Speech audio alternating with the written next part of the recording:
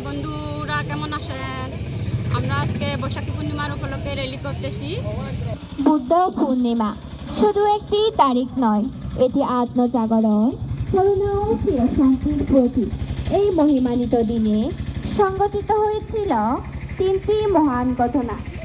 প্রথম বুদ্ধের জন্ম, বলিয়ার লাভ এবং মহাপূর্ণিমা। এক বৈশাখী পূর্ণিমার রাতে জন্ম হয়েছিল এক মহামানবের। তিনি রাজ্য সুখ ত্যাগ করেছিলেন সত্য ও শান্তির প্রতীক। পরিবৃক্ষতলে খুঁজে পেয়েছিলেন চিরসত্যর জ্ঞানের আলো, আর পৃথিবীকে দিয়ে গেছেন করুণা ও মৈত্রীর অমূল্য বার্তা। বুদ্ধের বাণী আমাদের শেখায়, জগতের সকল প্রাণী সুখী হোক, তাদের দুঃখ দূর হোক। বুদ্ধ পূর্ণিমা আজও আমাদের শেখায়, আত্মশুদ্ধির মধ্যেই লুকিয়ে আছে প্রকৃত মুক্তি। সবাইকে বুদ্ধ পূর্ণিমার শুভেচ্ছা। হ্যালো বন্ধুরা কেমন আছেন?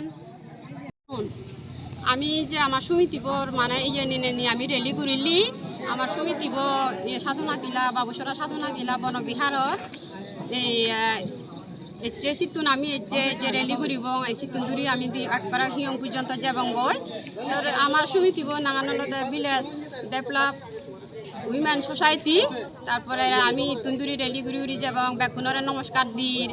জগতের সকল প্রাণী সুখী হোক, তাদের দুঃখ দূর হোক।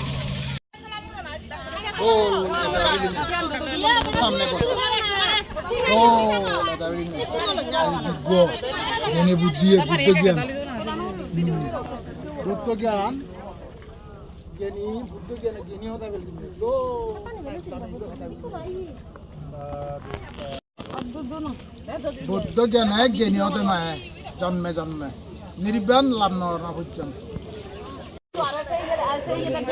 এখন ইল সাধু সাধু